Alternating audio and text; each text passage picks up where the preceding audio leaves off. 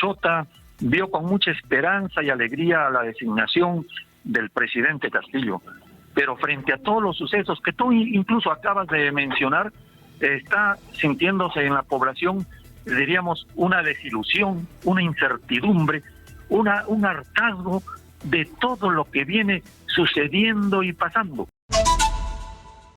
Y vamos a escuchar, porque nosotros con todo respeto a los señores analistas limeños, digamos, ¿no? Pero hay que escuchar a la gente del interior del país. Hemos vivido de espaldas al Perú profundo, al Perú de las provincias, y un caso ha sido lo de Repsol. Ha tenido que ocurrir el tarata ambiental de Repsol para que descubramos que hace 50 años la Amazonía vive lo mismo. Y peor, pero en fin. Por eso vamos a escuchar analistas del interior del país. Estamos conectados telefónicamente con Héctor Bautista Mestanza, él es de Chota.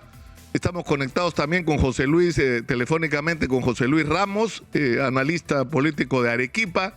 Y estamos conectados vía Zoom con Iván Hurtado, analista político de Cusco. Muy buenos días a los tres. Héctor Bautista. Muy buenos días. Hola, Nicolás, muy buenos días. Comencemos por Chota. ¿Por qué no comenzamos por saber qué está pasando en Chota? ¿Cuál es el sentimiento que hay en este momento en Chota? ¿Qué está pasando en el ánimo de los cajamarquinos con respecto al gobierno de Pedro Castillo? Mira, Nicolás, realmente Chota vio con mucha esperanza y alegría la designación del presidente Castillo, pero frente a todos los sucesos que tú incluso acabas de mencionar, está sintiéndose en la población, diríamos, una desilusión, una incertidumbre, un hartazgo de todo lo que viene sucediendo y pasando, y que el presidente no pone el pecho para decir, bueno, esto está mal, o esto está bien, o esto hay que corregir. Es muy bien lo que se acaba de mencionar, que la gente quería cosas diferentes, quería sentir que llega a él, al pueblo, sus requerimientos, sus necesidades van siendo atendidas. Pero tenemos 7 meses en un marasmo insoportable, en un marasmo que solamente nos levantamos todos los días a escuchar más de lo mismo, peor de las cosas, que el aprendizaje que él debería tener no se ha logrado, que ese aprendizaje viene siendo deficiente y que mucha de la gente que él coloca realmente es un fraude, es una desilusión. Exitosa. Ahora, se dice que en el entorno, o sea, Mirta Vázquez y no solamente ella, Carlos Jaico han dicho que el problema del Perú es que no está gobernando el presidente, sino un entorno, asesores dentro del cual tienen un papel muy importante paisanos suyos que él ha traído de Chota, a los cuales aparentemente les tiene confianza, pero no necesariamente son las personas indicadas para tomar decisiones o dar consejos para conducir un país. Desgraciadamente para los chotanos, lo que debería ser un prestigio el tener presidente y levantar a esta tierra heroica, combativa de Chota, está significando que algunos medios capitalinos incluso denigren a los chotanos como si todos los chotanos fueran lo mismo. Realmente en Chota hay muchas personas con capacidad, dignas, formadas, que han hecho actividad privada, actividad en entidades del Estado, y que realmente no han sido convocadas y ni son convocadas. Personas que de repente son de criterios políticos diferentes, pero que tampoco han sido consultadas. Realmente quienes han sido llamados han sido de repente por amiguismo o por cuestiones de conocerles personalmente o de recomendaciones de amigos, el que se sigue pensando que el gobierno se debe manejar como un botín del que gana, puede colocar a todos los que quiera con tal que sean de su grupo político o de sus amistades. Vámonos a Cusco, Iván Hurtado. Cusco fue una de las regiones donde el presidente Castillo en las elecciones del 6 de junio tuvo la más alta votación o de las más altas votaciones en el país. ¿Cuál es el ánimo de los cusqueños hoy con respecto al presidente Castillo? Bueno, Nicolás, en primera instancia creo que estamos viviendo las postrimerías del gobierno del presidente Pedro Castillo, donde producto de sus propios errores, producto de su incapacidad, de sus problemas, de sus severos problemas de juicio y la ausencia de cuadros políticos competentes, pues está llegando culminando un primer semestre donde prácticamente no se ha hecho nada. El ánimo en las regiones del sur del país, y no solo en el Cusco, es de bastante decepción. Han aparecido pintas en diversas partes de las principales ciudades del país pidiendo la vacancia del presidente de la República. Otro segmento importante, incluso del mismo partido político Perú Libre, está pidiendo la renuncia del presidente. Y creo pues que el crédito político que tiene el presidente, o que tuvo el presidente Castillo al ser electo democráticamente, ha concluido ya, y es necesario encontrar una solución política para poder encontrar alguna posibilidad de encontrar ciertos niveles de gobernabilidad en nuestro país y poder enfrentar de manera eficaz los problemas que tiene nuestro país, que no son pocos, sino más bien muy importantes, ¿no? Ahora, el tema, Iván, es que Cusco es reconocida como una región donde la izquierda tiene un peso específico en términos políticos muy importante, pero ¿qué significa esto? Que la propia izquierda cusqueña, que es una izquierda popular, masiva, ya le perdió la fe al presidente Castillo. ¿Ya no espera nada, crees tú, que se ha llegado a ese punto? Bueno, dentro del amplio espectro que tiene la izquierda en Cusco y en el sur del país, existe pues una izquierda absolutamente dogmática, una izquierda que vive completamente alejada de la realidad, que cada vez es menor, que es la que viene en estos momentos soportando aún políticamente el gobierno del presidente Castillo en estas regiones. Sin embargo, aquella izquierda que tiene cierta capacidad reflexiva, aquella izquierda que ve lo que está ocurriendo y que ya no necesita más evidencias de lo que ha ocurrido estos primeros 6 meses, evidentemente ya no está apoyando políticamente al presidente. En esto es importante destacar que los principales cuadros políticos de esta región están empezando a romper pues políticamente con este gobierno, porque ven que no existe ninguna posibilidad de alcanzar algún objetivo de los importantes retos que tiene nuestro país. Siempre va a existir un pequeño segmento que es aquel que ha tenido cierta cuota de poder en este gobierno, alcanzando incluso algunos ministerios que aún están apoyando al presidente Castillo. Y creo que una figura política que es evidencia de ella es Guido Bellido, quien es uno de los pocos cuadros que aún viene respaldando al presidente de la República, que en realidad lo hacen por un criterio más de collera, de agradecimiento por la cuota de poder que les ha dado, ¿no? Sin embargo, por ejemplo, la izquierda que representa a Verónica Mendoza, que también tiene un núcleo importante aquí en la región Cusco, ha roto ya con el presidente Castillo a raíz de lo que ha ocurrido con la renuncia de Mirta Vázquez y la ruptura política que han tenido hace algunos días, ¿no? Ahora, y en Arequipa, José Luis Ramos está conectado con nosotros también desde Arequipa. Arequipa, de alguna manera, es cuando uno quiere saber qué va a pasar en el Perú, tiene que mirar qué está pasando en Arequipa, porque eso es lo que nos viene seguramente, ¿no? Es como los arequipeños han sido como un referente durante muchísimo tiempo de nuestra vida republicana, ¿no? ¿Qué piensan y sienten los arequipeños en este momento con respecto al gobierno de Pedro Castillo? Bueno, yo creo que se divide en tres las opiniones, ¿no? Quienes piensan que Castillo está haciendo lo que está haciendo porque está arrinconado contra las cuerdas por los grupos de poder, quienes creen más bien de que se trata de un Castillo diferente a quien ellos habían elegido, y de otro lado un Castillo que tiene un plan maestro que aún no logramos comprender y que va a asestar un golpe muy fuerte a la derecha. Yo creo que la primera y la tercera son bastante ingenuas, ¿no? Y que más bien lo que va siendo mayoritario es de que nuevamente ha sido estafada la ciudadanía que votó por él. Y aquí el problema está que la decepción no es contra Castillo, la decepción es contra el sistema democrático. La gente empieza a pensar, ¿para qué votamos cada 5 años?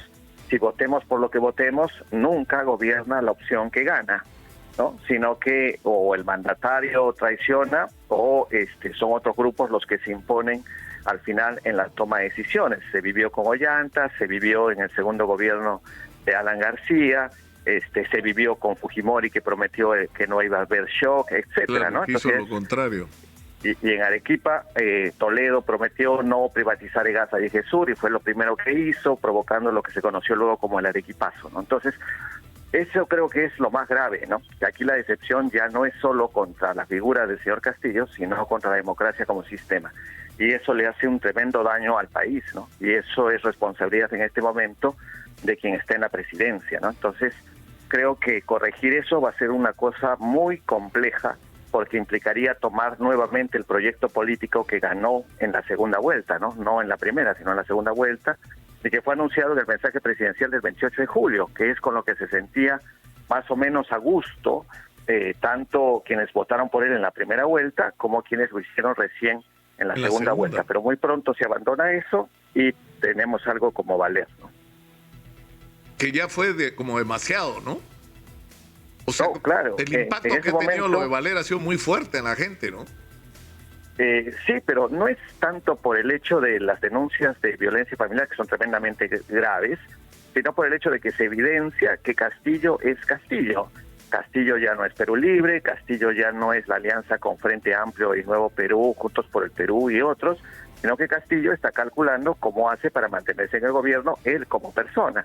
Y si para eso tiene que llamar a uno u otro que no representan absolutamente nada, como el ministro de Economía, ¿no?, que seguramente es un profesional muy capaz, pero políticamente no representa ninguna propuesta, y supuestamente el gobierno de Castillo en la parte económica planteaba pues cosas importantes en la transformación del país, como se mencionó hace un momento, ¿no? El hecho de que el 70% de los trabajadores estén en la informalidad, eso había que cambiar. Se suponía que Castillo tenía un plan para eso, pero si solo vamos a tener un ministro de Economía que administre la cosa pública y que no tenga ninguna visión política, entonces ya regresamos al discurso que fue el que perdió las elecciones, de que en el Ministerio de Economía tiene que haber un técnico, ¿no? Alguien que maneje el carro, porque el carro ya tiene un rumbo ya predeterminado, ¿no?, el cual no se puede cuestionar. Bueno, Castillo cuestionó el rumbo, y fue eso por lo que votó la población, por el cambio. No hay ningún cambio. Peor todavía si hay todas esas sospechas de corrupción que se mencionaban al principio. Y estamos haciendo este espacio porque creemos que ha llegado la hora de escuchar al Perú entero, de dejar de que la gente que vive en Lima cree que es la dueña de la verdad y del país y es la única que tiene derecho a opinar. Y eso tiene que acabar también en el Perú. Ahora, Héctor, estábamos hablando de la especie de molestia que está provocando el hecho de que alguna gente diga los chotanos, ¿no? Como si los chotanos no fueran capaces, como si los chotanos no tuvieran gente profesional, gente con ideas, gente con alternativas, mejores cuadros que ofrecer, digamos, ¿no? Por supuesto, mira, nosotros tenemos una serie de chotanos en Lima y en diferentes partes del país que han dejado muy bien el nombre de chota, profesionales y empresarios de limpia trayectoria. Entonces yo te decía, y agradezco que realmente Exitosa descentralice también esta parte y que no siempre nos concentremos en las opiniones limeñas, solamente veamos el aspecto desde Lima, sino desde el interior, como lo hacen ustedes. Entonces a mí me parece importante que hay que dejar de maltratar al pueblo de Chota, también un poco tratando de decir los chotanos, la banda de chotanos o los grupos de chotanos, y no es así. Es un presidente salido de esta tierra de la provincia de Chota, que bueno, el destino quiso y que nosotros hubiésemos querido que, como es la opinión de todos los cajamarquinos, un presidente que realmente encumbre y deje bien parado a esta tierra, ¿no? Pero bueno, estamos viendo, y como tú acabas de mencionar, hay muchos aspectos que realmente no sabemos a qué se debe. Un ataque frontal a la minería, por ejemplo. Un ataque frontal no dándose cuenta que el mineral, como tú lo mencionabas, enterrado, no sirve de nada. Incluso hay minerales que ya están dejando de tener el valor y con el tiempo van a perder su valor. Y es bueno explotarlo y darle el mayor beneficio de esa minería a la población, pero con una minería, por supuesto, responsable. Si no, estamos llegando al mismo criterio de Goyo en Cajamarca, ¿no? No a la minería, pero después se alió con la minería y sacó para su bolsillo. Entonces, esas cosas la población quiere que sea diferente. Ahora tú nos preguntas... Sí, no. Disculpa por interrumpirte, adelante. No, ahora tú nos preguntabas de esas tres opciones, ¿qué es lo que nosotros o la población piensa? Yo creo que, en primer lugar, la población de Choto, Cajamarca, hubiese querido que el presidente llevara a nuestro país a buen puerto, que todo esto cambiara, que ya tuviera, diríamos, experiencias y hubiese llamado a los mejores de diferentes tiendas políticas. Pero lo que vemos con Valer ya ha sido totalmente tremendo, y esto ha originado incluso el rompimiento con Juntos por el Perú. E incluso hemos visto que, y espero que no sea solamente este rompimiento por asuntos de que se les ha acabado la cuota de poder. Ahora se está pidiendo que salgan la gente a las calles. La gente hace mucho tiempo está descontenta y está en las calles, viviendo la pobreza, el hambre, y se ha incrementado, que se ha profundizado. En nuestra zona de Chota las cosas han subido realmente un 60% debido al transporte, debido a los comerciantes. En fin, hay mayor angustia económica. Entonces, ¿qué planteamos? ¿La renuncia? ¿La vacancia? Por traición a la patria. Mira, cometer tremendo error, Lucas, decir que queremos entregar el mar de Grau, parte del territorio peruano que fue incluso peleado en La Haya para que el Perú tuviera ese pedazo que Chile quería tener. Claro. Ahora, hay un tema más acá que es relevante. Hay gente que desde que el presidente Castillo pasó a la segunda vuelta y ganó las elecciones, según todos los observadores internacionales y las autoridades electorales de manera legítima, aunque por escaso margen, ha habido gente que no ha querido aceptar ese resultado. Y en todo esto ha habido una alta dosis, creo yo, es mi opinión, de racismo. De gente que no le entra en la cabeza que un cholo sea presidente del Perú. Y lamentablemente, la manera como el presidente se ha conducido, lo único que ha hecho es como alimentar ese prejuicio racista, ¿no? Lo cual por lo menos a mí me resulta absolutamente irritante, ¿no? Absolutamente irritante. Claro, es irritante que se siga con el racismo contra las provincias, contra la procedencia de las personas, contra la forma de hablar de las personas. Creemos que eso en nuestro país en el siglo XXI debe ser totalmente desterrado. Creemos que realmente cualquier peruano con buena intención, con preparación y que sepa recibir y escuchar, puede hacer un gobierno que nos lleve al Perú a desarrollarnos, que es la aspiración de todos los peruanos. Tenemos un país muy rico en minería, muy rico en diferentes recursos, pero ¿de qué nos sirve? ¿De qué nos sirve? Sencillamente, esa es la reflexión. Vamos ahora a Cusco nuevamente. Iván Hurtado, estamos también con Iván Hurtado, analista político de Cusco. Los cusqueños son bravos, y cuando los cusqueños se ponen bravos con respecto a algo, es bien difícil de pararlos, ¿no? ¿Cuál es el sentimiento que hay? O sea, ¿qué es lo que la gente está diciendo en la calle, lo que hablan en el transporte público, en los mercados, ¿no? ¿Qué quiere la gente en Cusco? ¿Vacancia, renuncia, que se vayan todos? ¿De qué están hablando los cusqueños ahorita? Bueno, Nicolás, como bien has indicado, los cusqueños somos bravos, pero también racionales. Y creo que para empezar tenemos que aceptar algunas realidades. Y la primera realidad que tenemos que aceptar, no solo los cusqueños, sino todos los peruanos, es que la presencia o la permanencia del presidente Castillo es insostenible desde el punto de vista político e inaceptable desde el punto de vista ético. Por lo tanto, una vez aceptada esta realidad, creo que se tienen que explorar siempre salidas constitucionales. No podemos simplemente apostar por patear el tablero, porque eso se ha hecho muchas veces y siempre tiene malos resultados. La salida siempre tiene que ser constitucional. Y en ese sentido, algunas salidas constitucionales pueden ser ofrecidas desde el mismo presidente de la República, y la renuncia pues es una de esas salidas, ¿no? Si esto no se diera, creo que el Poder Legislativo tiene que hacer uso de los mecanismos constitucionales como el de la vacancia para ya terminar con este gobierno del presidente Castillo, que no va a cambiar porque, como se ha indicado ya en varias oportunidades, el verdadero problema es el mismo presidente Castillo, producto de su falta de capacidades para ejercer el cargo que tiene, por sus severos problemas de juicio y, como he indicado también, la ausencia de cuadros técnicos y políticos competentes e idóneos que puedan llevar a nuestro país a un derrotero mejor, ¿no? Entonces, cerrada esta etapa, tenemos que explorar la salida constitucional, y eso implicaría que la señora Dina Boluarte pues asuma la presidencia de la República en su sesión constitucional y esperar en su debido momento cuál va a ser el desempeño que ella tendría, porque siempre hay que recordarle a la ciudadanía que patear el tablero nunca es una solución viable, una solución que nos traiga un mejor derrotero. Patear el tablero se ha hecho muchas veces y siempre trae malos momentos, incluso nos ha llevado a situaciones de dictadura como en la década de los 90, ¿no? En el Cusco, lo que ya ha ocurrido y está ocurriendo cada vez con mayor fuerza es que el crédito político que las regiones del sur del país, no solo el Cusco, le tienen al presidente presidente Castillo ya se ha agotado.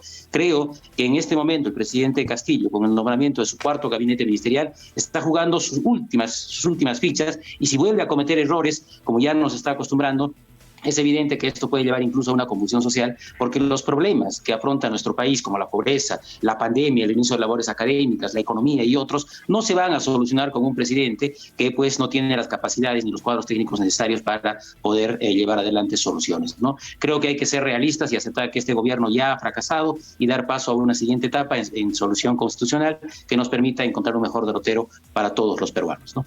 José Luis Ramos, analista político de Arequipa, ¿qué dices, José Luis, sobre esto? ¿Cuál es la salida a esta crisis? ¿Qué es lo que debería ocurrir? ¿Cuáles son los pasos que deberían darse? Bueno, una primera cosa es preguntarse por qué, a pesar de todo lo que estamos viendo, Castillo considera de que puede mantenerse en el poder. ¿Qué es lo que lo sostiene?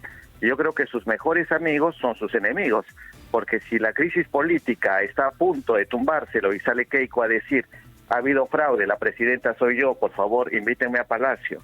Sale López Aliaga a balbucear alguna idea que nunca llegamos a comprender cuál es. Sale el almirante Montoya a decir lo que ya toda la vida le escuchamos. Bueno, ¿qué dice la gente? Castillo corazón, pues, ¿no? O sea, si esos son los que entrarían en lugar de Castillo, mejor nos quedamos con Castillo, ¿no? Si Castillo tiene sospechas de corrupción, mejor nos quedamos con un sospechoso de corrupción que con una acusada a 30 años de cárcel por ser jefa de una organización criminal, ¿no?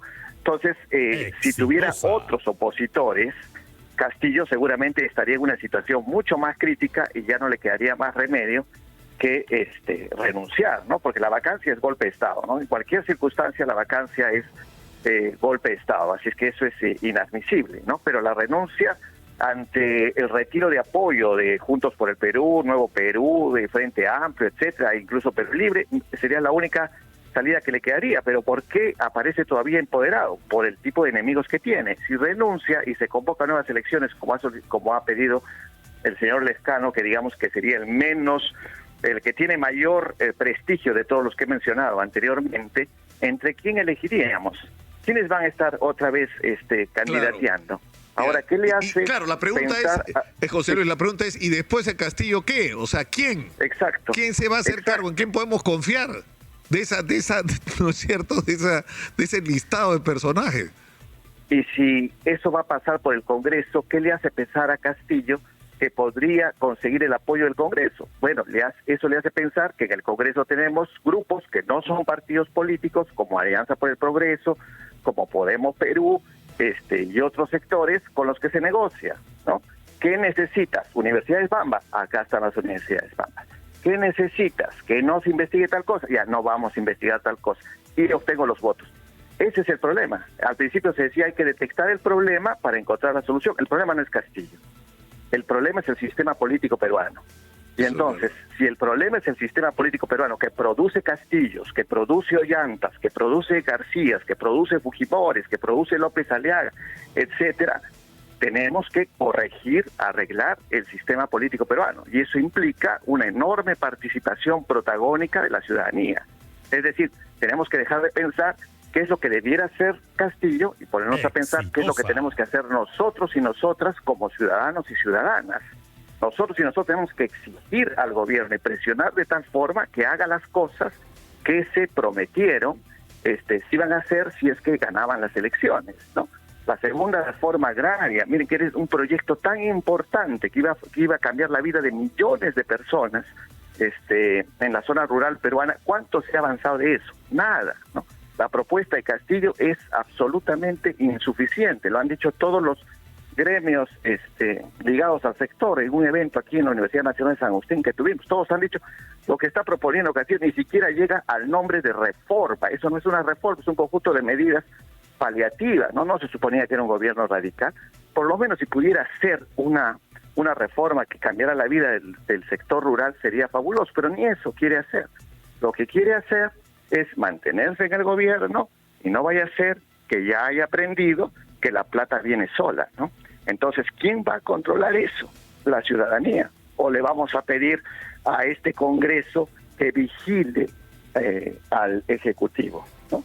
el Congreso de la señora Patricia Chirinos es quien tiene la moral, la ética para controlar al Ejecutivo. Entonces, y si decimos que se vayan todos, ¿a qué otros congresistas vamos a elegir? ¿Quién van a entrar en lugar de los que están ahora? Acuérdense cuando Vizcarra disolvió el Congreso y la población en su mayoría aplaudió, ¿quiénes entraron en su lugar? Claro. Merino. Y cuando se fue Merino, ¿quiénes entraron en su lugar? Los que tenemos ahora. Y si estos se van, ¿quiénes van a entrar en su lugar? Por eso tenemos que corregir el sistema político peruano, y eso no lo van a hacer quienes actualmente sufructan de él, sino la ciudadanía. Yo les agradezco a los tres, a José Luis Ramos de Arequipa, a Héctor Bautista de Chota y Iván Hurtado de Cusco por estar con nosotros. Y vamos a...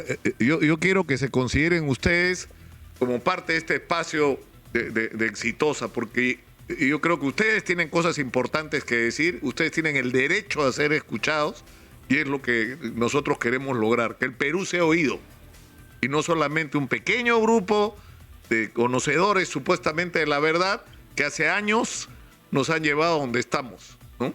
Nos han llevado en gran medida a donde estamos. Muchas gracias a los tres y vamos a estar en contacto. Gracias a ustedes. Hasta pronto. Un honor, Gracias, Nicolás. un honor conversar con ustedes.